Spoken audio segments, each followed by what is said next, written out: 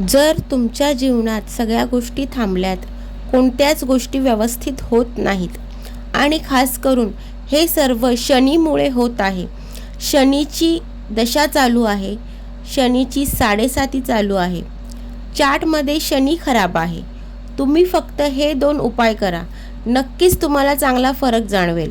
पहिला उपाय, घरात शनिवारच्या दिवशी एका वाटीत राईचं तेल घ्या आणि त्यात काळे तीळ टाकून ते तेल मंदिरात जाऊन शिवलिंगावर अभिषेक घाला. सकाळी 8 वाजायच्या आधी तुम्हाला अभिषेक घालायचा आहे आणि महादेवाला प्रार्थना करा की जी तुमची शनीची दशा वगैरे चालू आहे, महादेवा त्यावर कृपा करा आणि घरी या.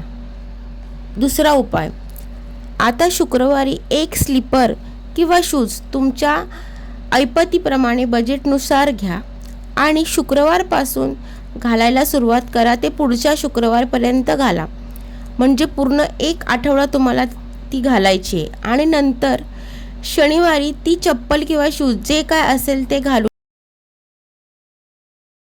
शनी मंदिरात जाऊन शनिदेवांवर राईच्या तेलाचा अभिषेक घाला आणि दिवा लावा आणि जे तुम्ही स्लीपर किंवा शूज घालून गेलात ते तेथेच सोडून घरी या.